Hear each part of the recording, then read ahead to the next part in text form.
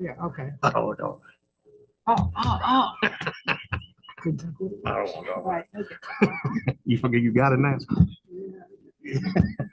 I'm Oh, slow, very slow. Okay. Madam Chair, you are live. Okay. Good evening. Welcome to the Monday, August 25th, 2025 Board of Supervisors meeting. This meeting is now called to order. Ms. Whitten, will you conduct roll for the board? Supervisor Lewis. Present. Supervisor Day. Here. Supervisor Lyons. Here. Chair Ayers. Here. And Supervisor McDaniel is absent.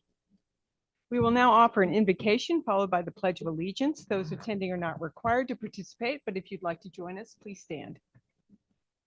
Heavenly Father, we thank you for this beautiful day. We ask that you instill the wisdom and courage of the supervisors to make the best decisions for the citizens. And we ask that you help move this meeting along so we can enjoy the beauty of the day. Amen. I pledge allegiance to the flag of the United States of America And to the republic for which it stands, one nation, under God, indivisible, with liberty and justice for all.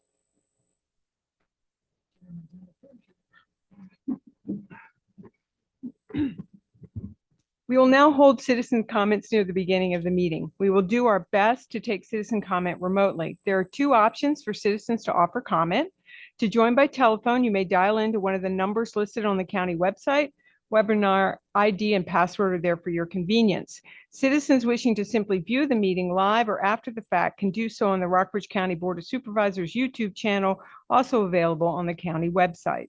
If you wish to make a citizen comment as a Zoom meeting participant, you will use the raise your hand feature. You can press the raise hand button on the bottom of your Zoom window or press *9 if you are calling in by telephone.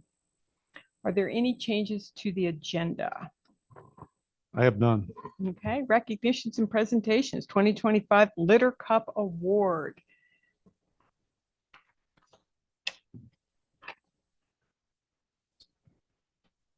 Evening.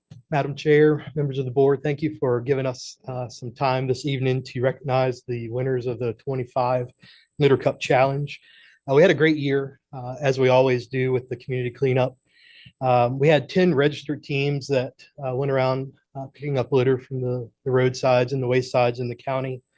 Of those 10 teams, it was 154 registered participants, so we had a pretty good turnout there.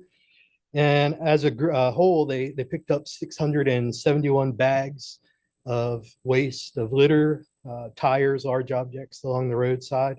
So a big thank you to all of those who took part in the challenge. Many more took part in cleaning up, not just the ones that registered for the Litter Cup. I know we had a team here in the county office that went out and numerous others that went out. So thank you to everyone that participated in the cleanup earlier this spring. But the winner of the 25 Litter Cup Challenge for the 4th year in a row is the Litter Eliminators. If they come up this evening.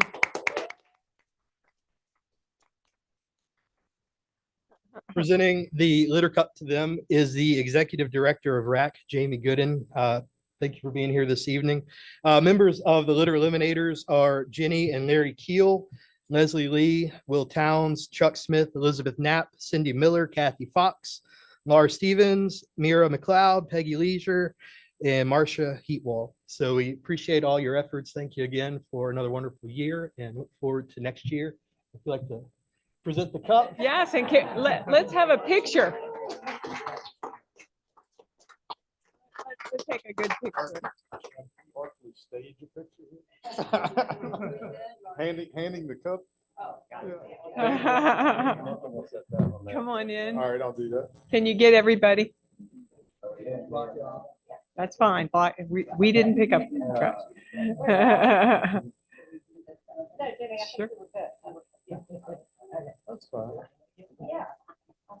All right. All right, that looks good. Let's get a couple of this one. This is a much better camera than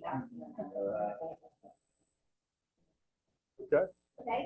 Thank you all. Thank you. What a wonderful job. Thank you. And just for a moment, Jamie Gooden would like to say just a few words if you could. Yeah, I just want to thank all of our participants. Our records indicate this year we had over 400 individuals across the 3 municipalities participating, and we collected somewhere between 10 and 12 tons of garbage from the roads. So thanks to all the folks at VDOT, Public Works, et cetera, who helped us execute that, and we look forward to next year. Want to thank everybody for helping us keep Rockbridge County beautiful. Thank you very much.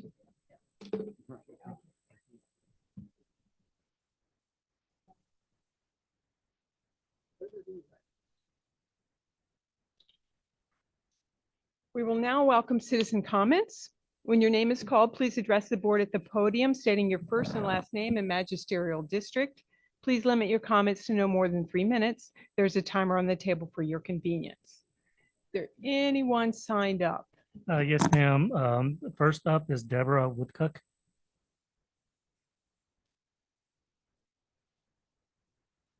Good evening. That's kind of a hard act to follow, I must say. I'm Deborah Woodcock in the Buffalo District. I'd like to raise again the issue of PFAS contamination in the county.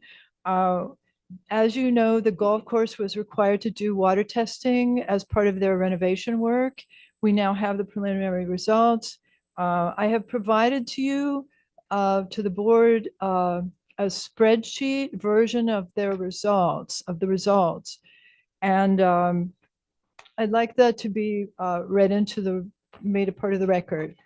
What we have found is that there's a high level of contamination of water on the golf course, both surface water and groundwater. Contamination of the 2 wells on the course is very serious.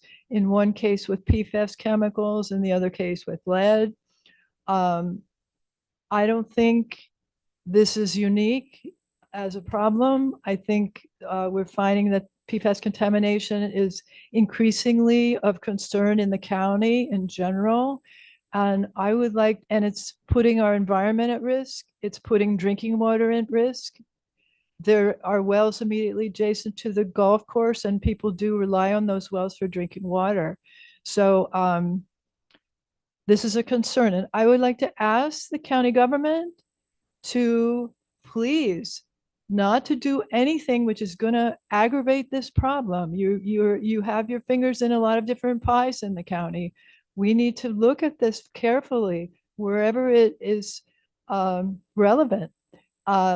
And also the county government needs to think about doing the preliminary work that's going to be necessary to remediate these problems, because the golf course problem and elsewhere in the county, these are not problems that are going to go away.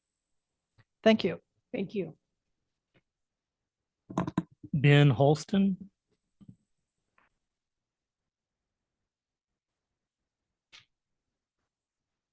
My name is Ben Holston. I have grown up fishing in the local creeks and streams in Lexington and Rockbridge County for as long as I can remember. This summer, when I returned from a marine science camp in North Carolina, I was excited to go fishing before school started. When I got to Jordan's Point, Sarah's Run, and several places along the Woods Creek Trail, I was shocked to see something new in our water. Dead crawfish everywhere. It's alarming. It has me worried about the health of our ecosystem. I can't say for sure that this was caused by recent contamination from the golf course, but I've been fishing with my dad and friends in these water for years, and I've never seen anything like it. As an elementary school kid, I remember learning from field trips to Boxerwood about how our little creeks and streams are part of the big Chesapeake Bay watershed. They taught us that contamination, even in places like Lexington, can have a devastating effect on our water as our water travels to the bay.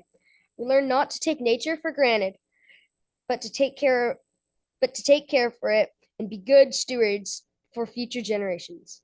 Today, I'm asking you to make sure that these lessons we learned in school were not just nice sounding words. I always took very seriously the importance of protecting people and nature, and I hope you will too. Thank you for your time. Gretchen. Thank you. Talk about hard acts to follow. I actually have nothing to say because that young man just covered everything I was going to say. Every time I have gotten up here, it's been about water. And every time I have gotten up here, and it hasn't been these individuals necessarily, but this body has looked the other way. And I am begging you to realize that water is life, quite literally. And the next time you have an option to prioritize water more than something else that is before you, I am really begging you to do that. Because this young man was not the only person who saw the dead crawfish. Other neighbors have found it in August after the applications. We can't say it was that. And it's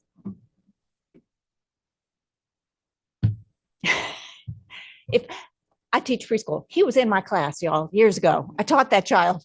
Yes. But if I could throw it, there are kids that have a sad cry. There are kids that have a mad cry. And there's a special cry that is the sad, mad cry. And if I could do it for y'all right now, I would, because my heart is broken for our water. Thank you. Joe Dietz.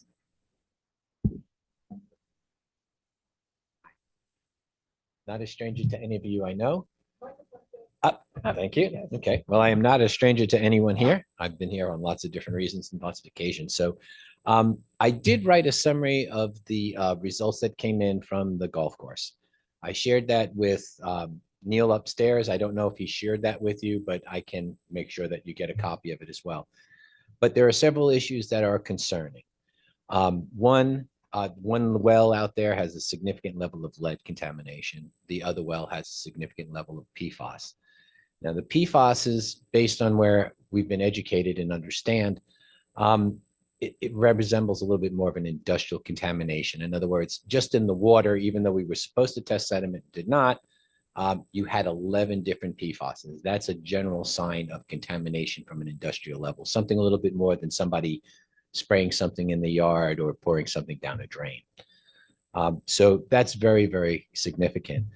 From two different places. I'm not sure what the golf course does with either one of those waters, but irregardless of it, they are coming from wells, which means they're tapped into an aquifer, which means that there are other people who are more than likely tapped into it.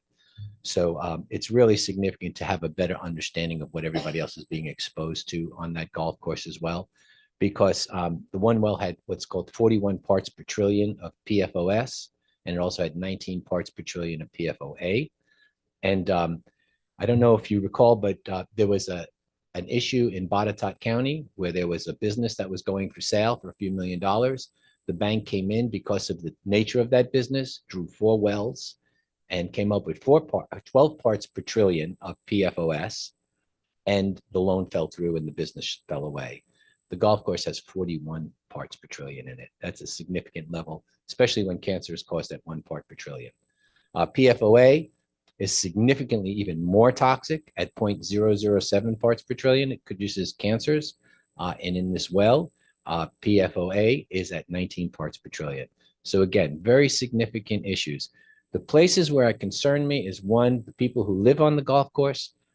If that site ever becomes considered a Superfund site, which it certainly has enough contamination to be so, everybody has to pay the money to clean their site. It's not who contaminated the site, it's who owns the site at the time. So the idea of doing a baseline is to get an understanding of what's going on before you do anything else. And the golf course did not do that. They did a baseline and then jumped right out there and started applying everything and doing all kinds of things. So we're seeing lots of weird effects, whether or not crayfish are associated with those things or not. I could also tell you that above the golf course, I've seen lots of frogs, but down in Woods Creek, there are no frogs whatsoever. So again, there are a lot of bioindicators out there that can be contaminated by it. And then really the last thing that I would like to say, just because it does impact what will happen to that land, because sooner or later, somebody's going to have to deal with the problem. And Superfund sites cost billions of dollars to correct. But again, the major concern is that glyphosate, the jury is not out on whether it causes cancer or Parkinson's disease. As far as I'm concerned, Bayer has paid out $10 billion. You don't do that from a corporation standpoint if there isn't a real significant issue happening out there. The same with PFAS is about up to 15 billion. So anyway, I will leave you with that. I know it's a real problem. I would be happy to be more of a person that would help the problem as opposed to keep pointing fingers and telling you where your problems are. But I would open any kind of discussion with the group. Thank you very much. Madam Chair, that's all who has signed up. Okay, anybody online? No one with a hand raised. Hand in the back. Oh, yes.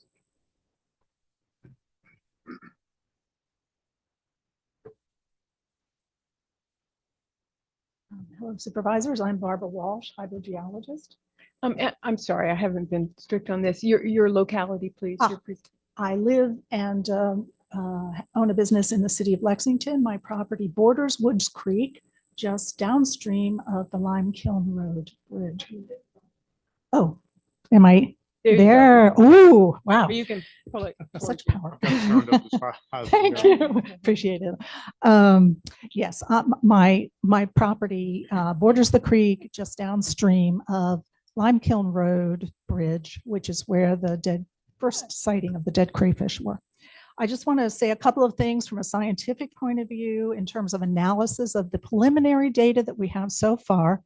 It's pretty hard to do the kind of scientific analysis of data when you don't have some important information.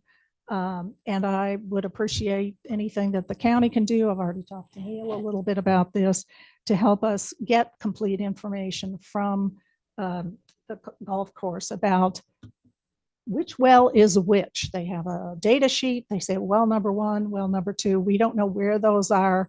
And furthermore, we don't know what uses are made of that water. That's very important. We need to know where this water, this contaminated water, how it's being used. Is it, anyway, that's an important thing. We need to know the amount and concentration of the pesticide that was used in order to do the kinds of calculations of what we might expect to find in surface water and groundwater. I would again certainly recommend that sediment testing be reconsidered. I know that was a point of discussion. The facility had originally agreed to it and then requested not to do it. If there's another way of doing it, if the facility is unwilling to consider, being a good neighbor and reinstating that, either the county should do it, or maybe there could be some grant to organizations like Rockbridge Conservation who can do that testing. So other than that, those missing pieces of information, which are really critical to understanding the data, I would also like to refer the county to the state's non-degradation policy. This is in 9 BAC 25 to 80 30 for the lawyers, wherever they are. Basically the Virginia State Water Quality Control Board has a policy of non-degradation of groundwater, and we have a clear case of degradation of groundwater at this location. So, Thank you very much.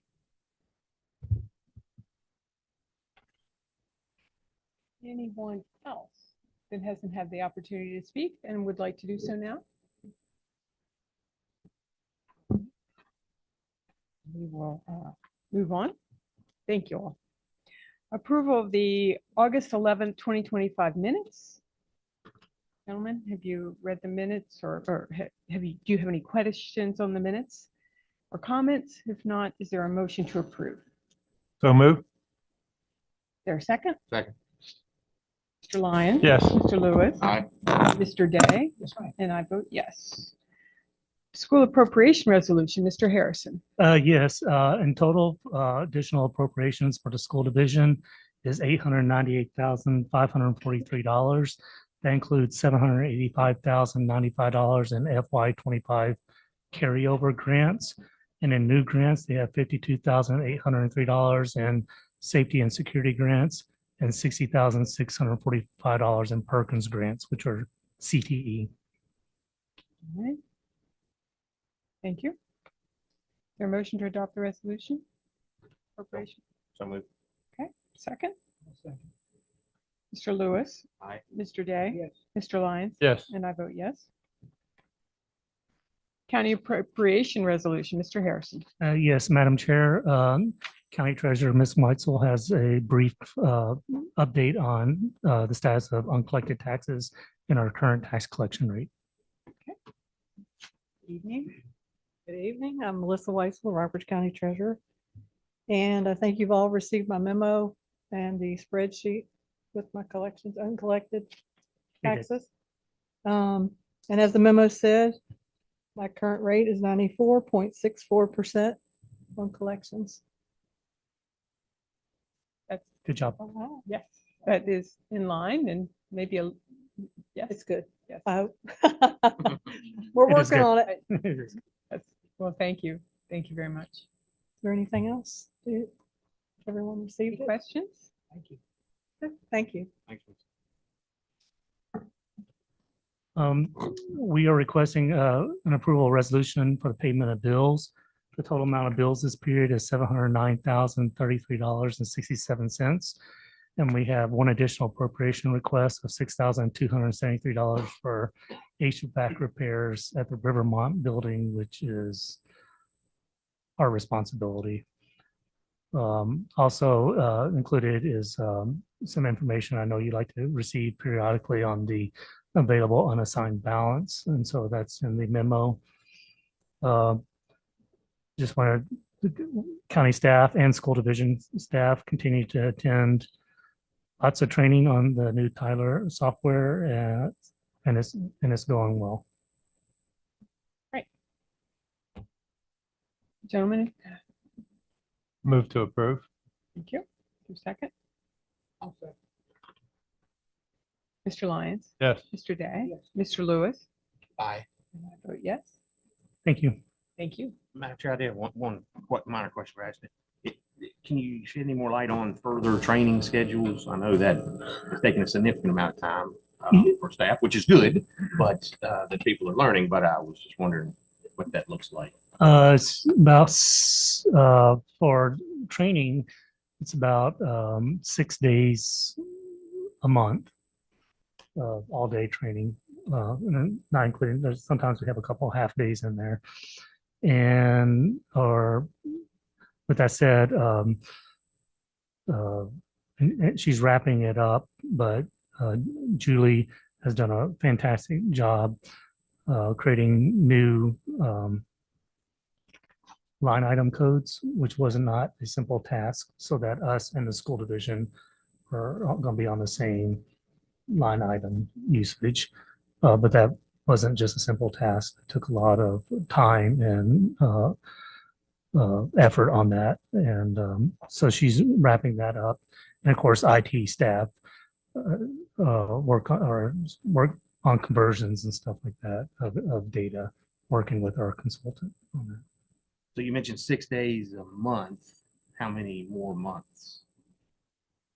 Oh, for finance, it'll go through February and then human resources. It's pretty significant. It is. Yes, yes. I couldn't remember exactly how all that was going to pan out. It's a, for lack of a better term, it's a sea change in the organization to, as you know, to move all that knowledge into a new software. So, And then we'll I'm have sure it's right. end user training in the fall or spring, hopefully. Seems, but we're on track to hopefully have the FY 27 budget beginning July 1 ready in the new software system. Sorry to mess with your timeline, Dan. But Had to ask. so but yeah, and so the current timeline is looking at July 1. Hopefully a couple months earlier we'll have all of we're aiming to be live, and that gives us a couple of months of working on both systems so that we call it a sandbox, so we're actually using live data, but we're still operating in BAI to make sure things are communicated. So there'll be a little bit double up, but that's to give us a level of confidence and practice. And human resources, we're looking at January 1, 2027, because it's better to begin personnel and stuff because of taxes on January 1. And then, of course, after that, then we'll be working with community development. Thanks, sir. Thank you, man.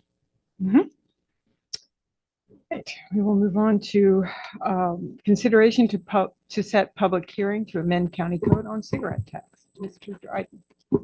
Earlier this year, a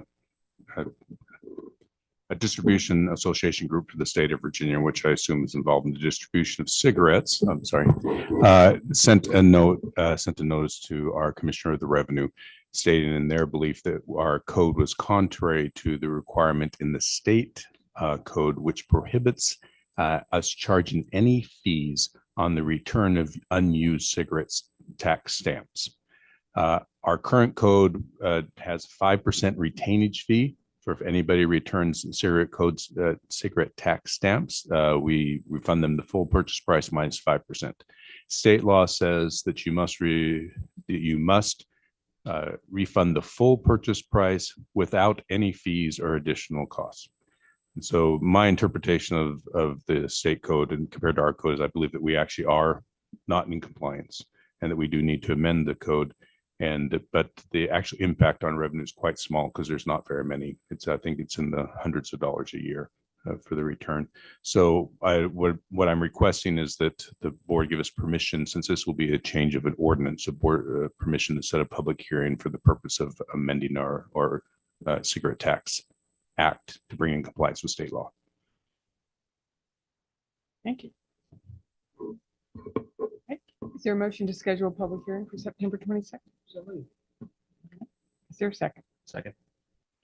Mr. Day? Yes. Mr. Lewis? Aye. Mr. Lyons? Yes. And I vote yes. Consideration to designate agent for subdivision plat review, Mr. Dryden. There was a change in state law that was effective from July 1st. And prior to this change in the law, our planning commission would review any subdivision plans or development plats to provide, for lack of a better word, approval of those for them to move forward. State law was changed, removing the planning commission from any role in this activity to approve and review site plans. Then there's replaced by a new entity or person, which is called the designated agent. Under this change in state law, all localities, the governing bodies of all localities are supposed to appoint a designated agent whose job is then to review the subdivision plans and site and plats which are provided to the zoning administrator. I spoke with Chris Layden about this. Chris indicated he'd be willing to serve as the designated agent, and he suggested that Neil Whitmore, the deputy zoning administrator, be the alternate designated agent. And we will need a vote of the board if you're in agreement to appoint both these gentlemen to those respective roles. And we are required by law to have it, so we do need to designate someone to do that, take that role.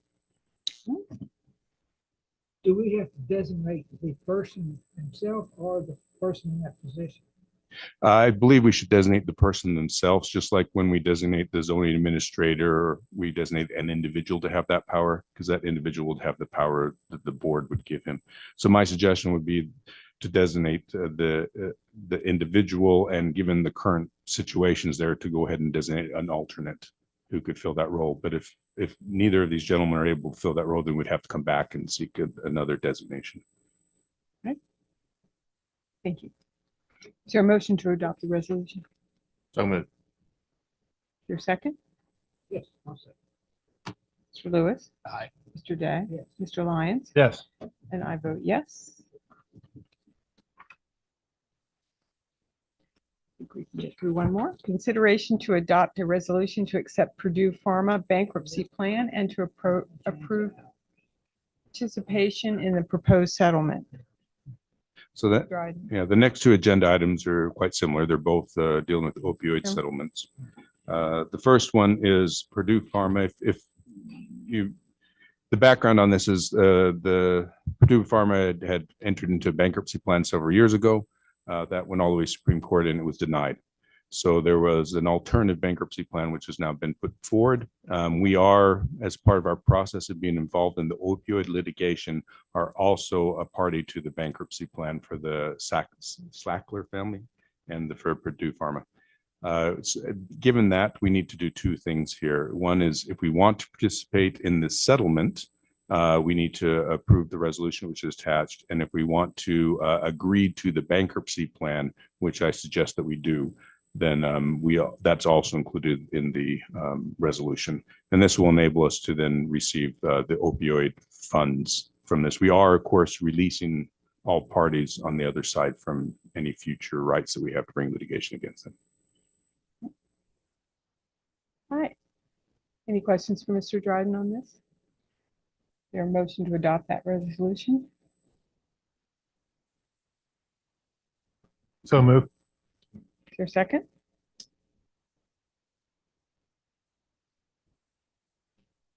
Second. Mr. Lyons? Yes. Mr. Lewis? Aye. Mr. Day? Yes. And I vote yes. All right, we will stop there, come back after our public hearings.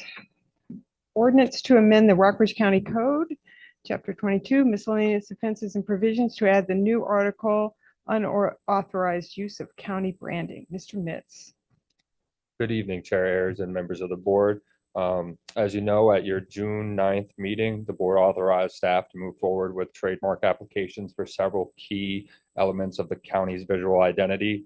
Those applications, including the county seal, the PSA water drop logo, the fire department patch, and the county's R icon, were submitted to the Virginia State Corporation Commission on July 23rd. In conjunction with that effort, staff recommended the adoption of a county code amendment to prohibit unauthorized use of these county branding elements. This would provide an additional layer of protection beyond the state level registrations by creating a local enforcement mechanism. A draft ordinance was reviewed by the county attorney and presented to the board on July 28th. At that meeting, the board voted to set this public hearing in accordance with the requirements of the Code of Virginia. The proposed amendment to Chapter 22, miscellaneous offenses and provisions, would make it unlawful for any person or entity to use official county branding without prior authorization. That concludes my report on that. I've gone over it a few times. I suppose we will open if you're finished, we will open the public hearing. Madam Chair, no one has signed up. Is there anyone that would like to speak on this subject that hasn't signed up? I doubt it, but I'm gonna check. No, ma'am. All right, then we will close the public hearing. Gentlemen. Discussion here. I'll move that we adopt the ordinance. Second. Mr. Lyons? Yes. Mr. Lewis? Aye. Mr. Day? And I vote yes. We'll move on to real property tax exemption request by the Generals Redoubt. Mr. Dryden? The Generals Redoubt Inc., which is a 501c3 registered charity, owns some property in the county, and it's filed an application with the Commissioner of the Revenue to have that property exempt from property tax from the county. The property is located, the street address is 3719 Lee Highway, Glasgow, Virginia. Value of the assessed value of the property is $808,090. The annual tax paid on that for 2025 was $5,176.96. It consists of approximately 19 acres, 15 acres of which are treated as in agriculture use. The remainder is as taxes as a residence. As we've discussed in the past, pursuant to the Virginia Constitution and state law, tax exempt entities have the right to charities have the right to petition local governments for exemptions from personal and property taxes. This is a legislative act by the Board of Supervisors, It is in your discretion and purview on a case-by-case basis to determine whether whether you wish to grant that exemption or not grant that exemption. And the considerations you can take in include the county budget, includes the activities that the charity itself is engaged with, and whether or not the charity actually really is a 501c3. I have confirmed it is a 501c3, which means it would qualify, it would conform to the restrictions that 501c3 has. We do have Mr. John Lane is here to give a presentation on, and he's on the vice president and a member of the board of the General Redoubt, and he's here to give a presentation on their application. Thank you. My name is John Lane. I'm a WNL. Mr. Lane, could you speak into the microphone because we have a record for that? Testing. Is Pull that it good? towards you a little bit Is that there. good? Yeah, I think that works. Okay. Thank you. My name is John Lane. I'm with the Generals Redoubt. I'm a vice president and I'm on the executive committee. I'm here to just give you some of the details on our intentions and operations. And I believe you all have a copy perhaps of the filings. Go to page 143, for example. That is the amended mission statement that's in our articles of incorporation, and it essentially focuses on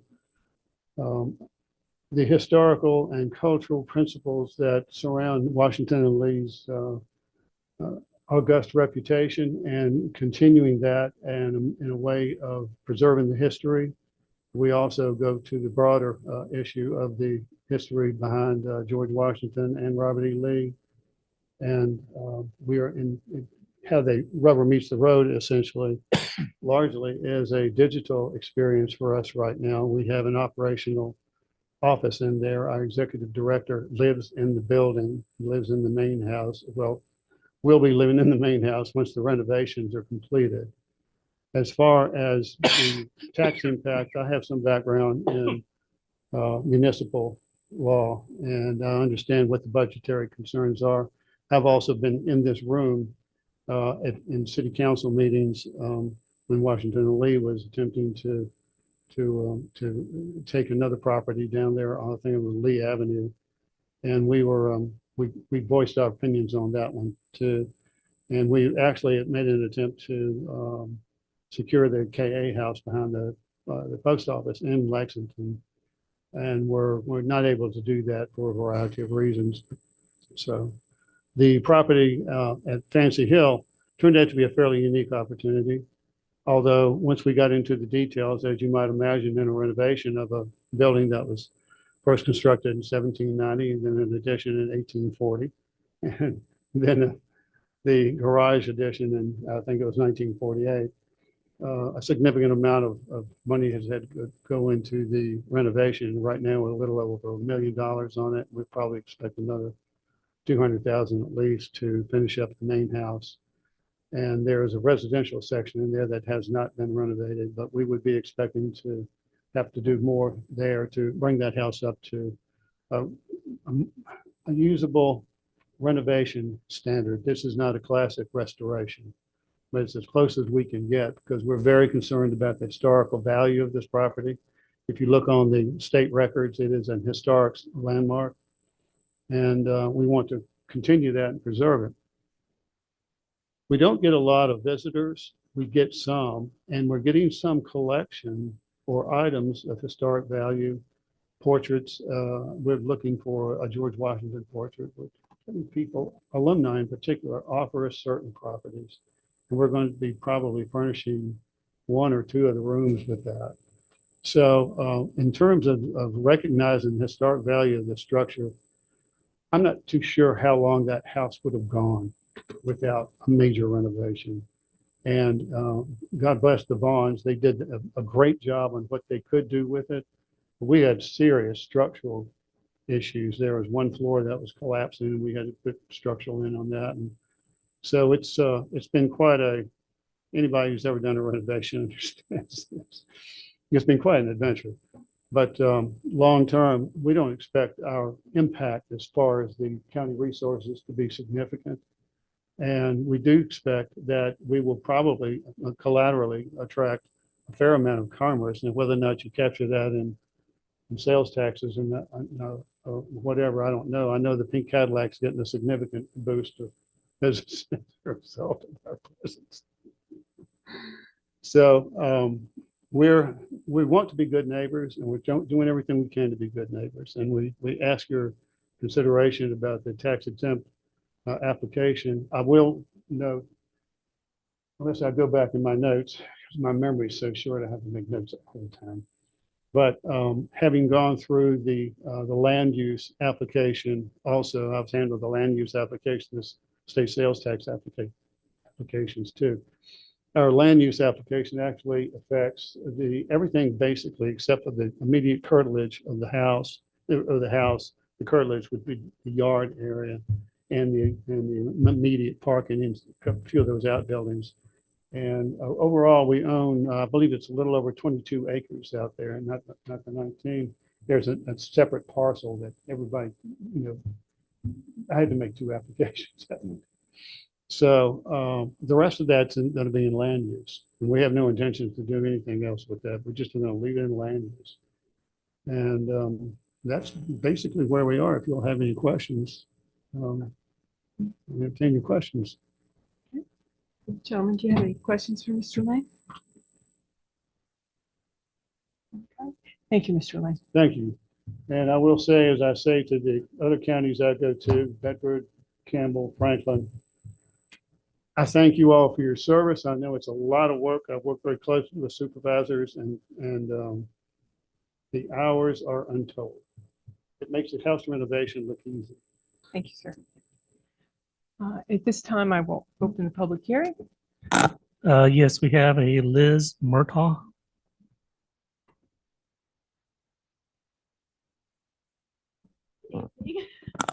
I'm Liz Murtaugh, and I am from Fairfield in the South River District.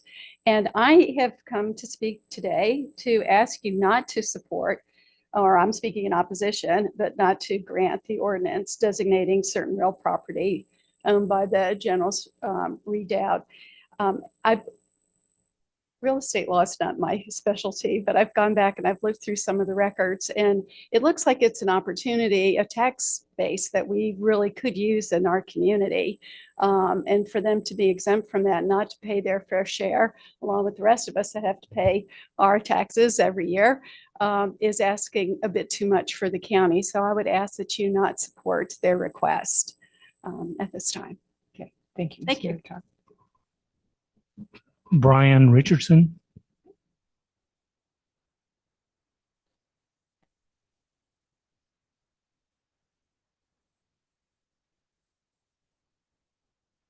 Good evening.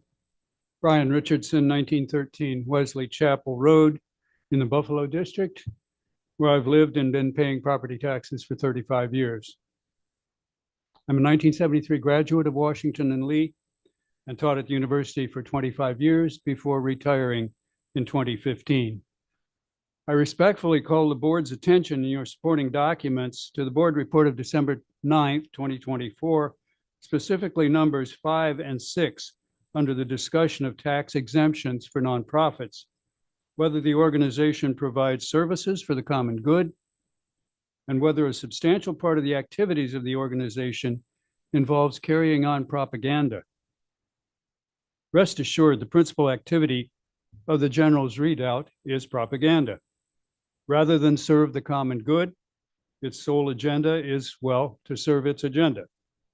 The genesis of the organization was backlash and outrage at Washington and Lee's decision a few years ago to study whether a change in the university's name was appropriate. By the way, the General's Redoubt's stated purpose includes advancing the university's tradition of civility. When the university decided to retain its name, the General's Redoubt wouldn't take yes for an answer. Its members sought to fire the university's president and dismiss the rector of the Board of Trustees for having the temerity to commission a careful study of the issue before the trustees vote. I ask if this is the action of a benign nonprofit seeking to promote the common good. Let me be clear. I have no problem with them expressing their opinion. They have a right to do so from their mansion on the hill, just as I have a right to express mine. The difference, apparently, is that I understand that expressing my opinion does not entitle me to dodge paying my property taxes, thereby passing the responsibility on to my neighbors. I urge the board to recognize that the General's Redoubt has the same civic obligation. Deny this spurious application. Thank you. Thank you, sir. Madam Chair, that is all who are signed up. Okay, thank you.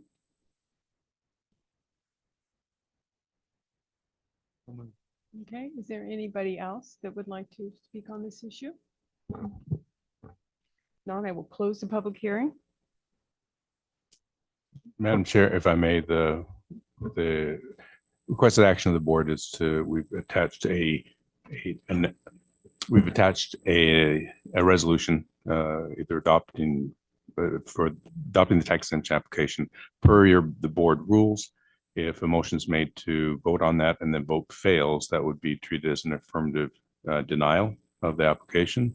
Or if a motion is made to deny it, that would also affirmative denial. So in order for this to pass, motion would have to be made to adopt the resolution, and then that motion would have to pass.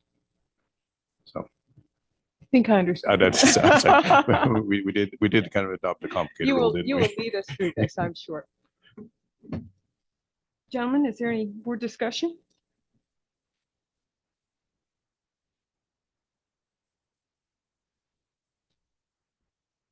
My apologies. Did we close? Public hearing? Yes, I closed the public hearing. Studying on something I missed that.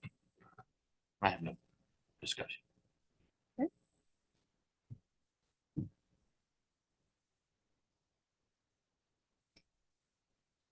I move that we deny the application. While I appreciate the remodel of the property, I second that. That's fine. That's an appropriate way to. Checking with the lawyer to make sure we're doing this correctly. All right, Mr. Day. Yes.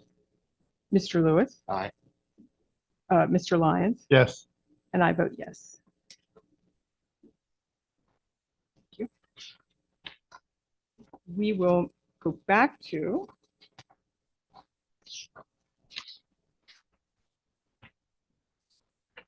I believe it's number 11. Consideration to adopt a resolution approving participation in the proposed settlement with the 8 manufacturers list in the resolution. Mr. Harrison. This is similar to the, so that actually be me. That's right. Yep. That's right. Somebody gave it to him. but Oh, did we'll they? go- Oh, I'm sorry. You can have it. All right. Anyway, this is similar to the one we did with the Purdue one prior to that, except there is no bankruptcy involved. So it's only an agreement to participate in the settlement. And the settlement is done by 8 different manufacturers. These companies were involved in the manufacture of the precursor chemicals for opioids, and therefore agreed to enter into a settlement, which covers throughout the United States, including Virginia. If we wish to participate in it, we would adopt the attached resolution, and we would then also be foregoing our rights to sue them separately. I move to approve the resolution. Second. Mr. Lyons. Yes. Mr. Lewis. Aye. Mr. Day. Yes. And I vote yes.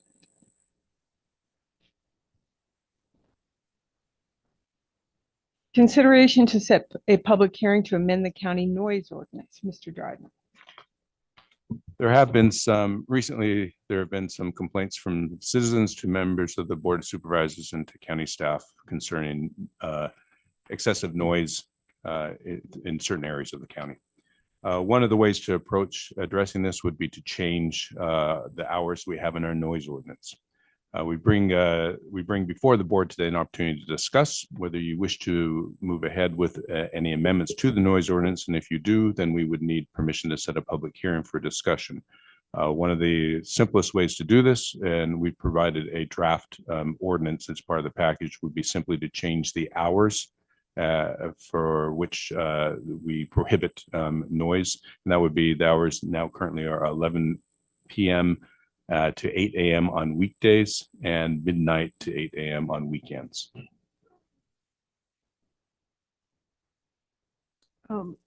Generally, until 11 p.m. on school days is what it currently is. Yes. Yes. The weekdays, yes.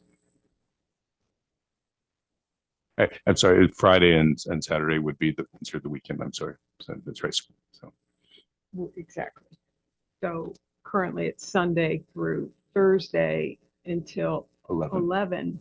And then Friday and Saturday is 11:59 p.m. or basically midnight.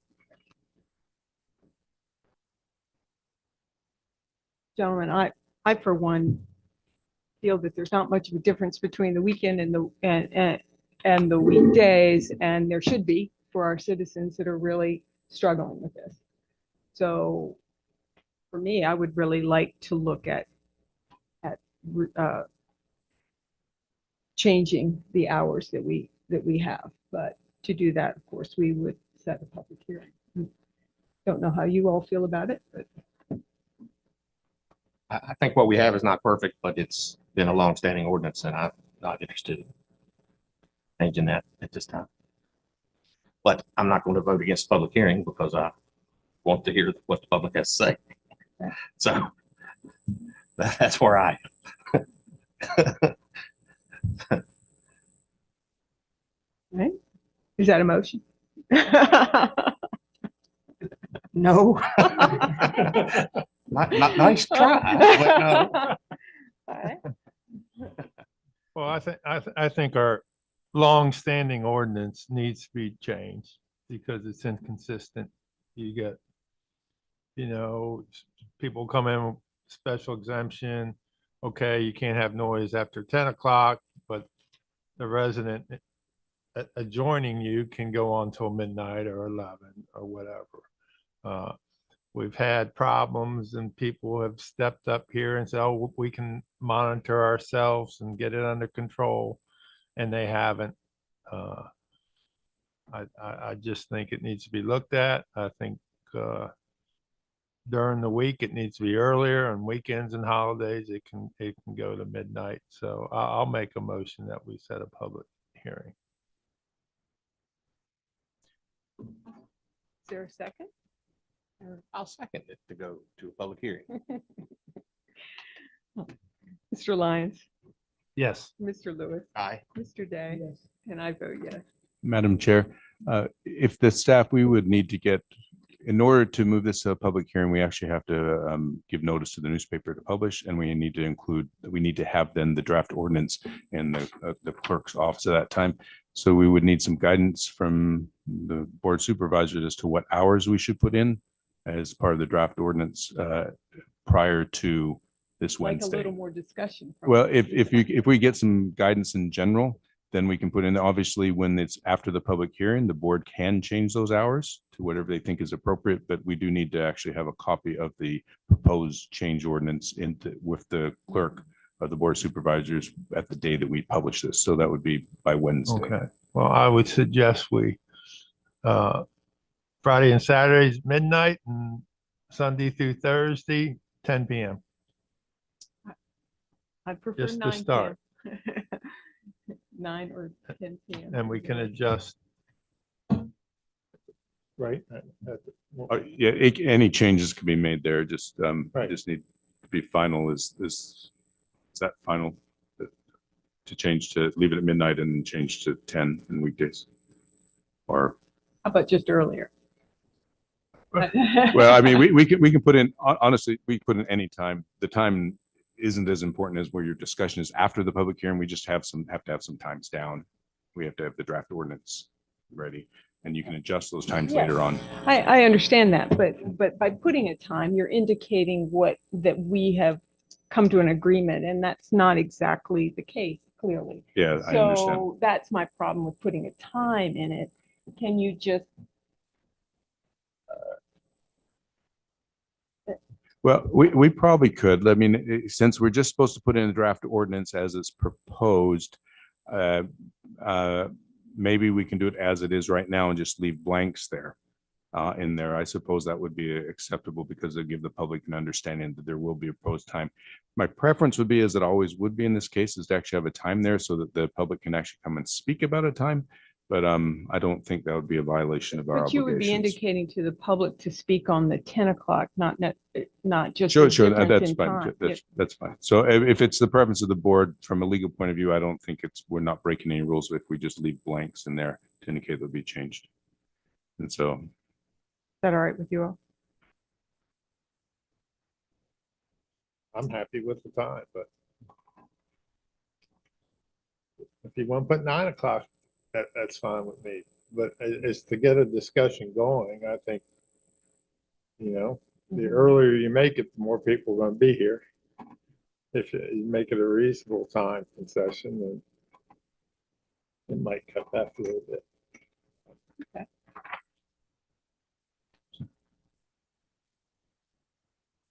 nine o'clock for the weekdays and midnight for the Well, I weekend. don't think I don't think that it should be earlier than 9.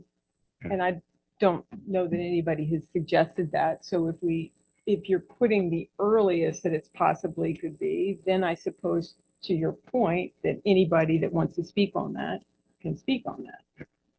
I'll go- Maybe that makes more sense. All right, no, that's fine. I think that, and I think Supervisor Lyons' comment was correct. It might bring, what people see at a particular time there, that might bring them out more to give their opinion on it, which is always a good thing for public hearings. And to be clear, it's just the weekday. Yes, Yeah. yeah. We'll go ahead and do that and publish it accordingly. Okay. Thank you. Also, to be clear, this covers the entire county. Yes. Except there are obviously in the noise ordinance, which is attached, there are excluded activities, which it does not apply to, but if by anything that's not excluded, it would apply. Slippery slope to me. So we'll discuss it, sounds like, with the public.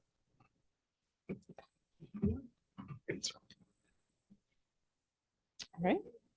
So we're finished with 12.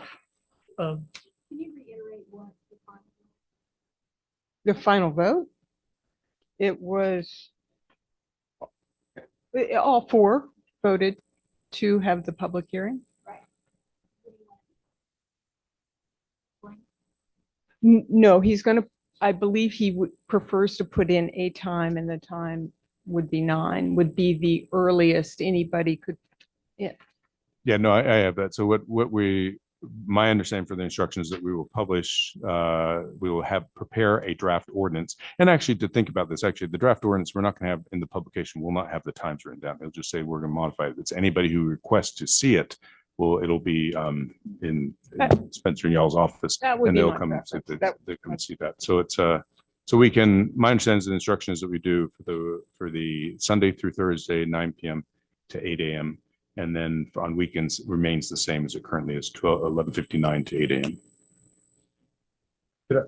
For the ad, I think it would be probably good to say that the consideration is to amend the ordinance for the Sunday through Thursday, because my understanding is right now that's the only thing that the board is considering changing.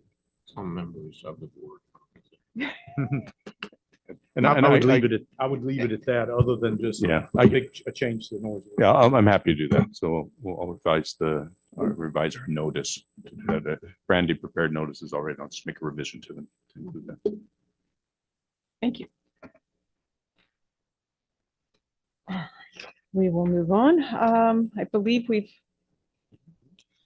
catch me if I've missed something, but I think we're on to board comments or committee updates. Any?